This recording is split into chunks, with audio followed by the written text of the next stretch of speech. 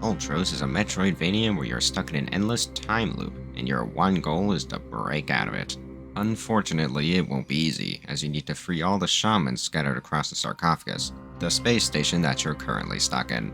And with a mysterious individual attempting to stop you, and Ultros' reawakening drawing closer of each loop, it makes you wonder if what you're doing is a good idea. Now, what you'll likely notice first when looking at this game is the visuals. Ultros has a very psychedelic art style, with bright neon colors thrown all over the place.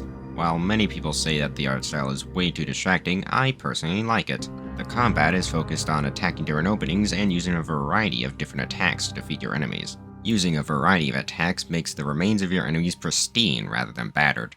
Eating the remains and fruits will heal you, as well as give you points for your skill tree. Due to the very generous amount of food you get in the game, it means you can basically face tank everything, which makes the combat not very difficult.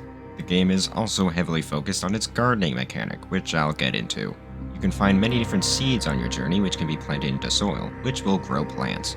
Plants can grow fruit, break specific blockades, and help you traverse the world easier.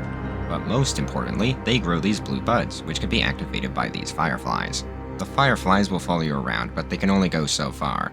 But the blue buds can increase the distance that they can travel. This is important because you need these fireflies to open gates, purify shamans, which I think gives you another ending, I'm not sure. Don't know if I'm going to go for that though. And activate fast travel. I really don't like this since it makes exploration a lot more frustrating since it takes so long to unlock fast travel and it's very tedious.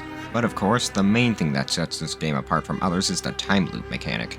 Every time you break open a shaman and take its energy to the big room in the middle of the map, Ultros will activate the time loop. Your skill tree will be reset except for the ones that you locked from Mycelium, and you'll be sent back to the starting room. Your Shama Soul, which is your main source of upgrades, will have all the ones that it had in the previous loop, so exploration will be easier. Anything you planted will grow even further in the next loop, which can sometimes allow you to take new paths. Overall, the game executes the time loop mechanic pretty well, even if it only has one thing that it does uniquely compared to other games.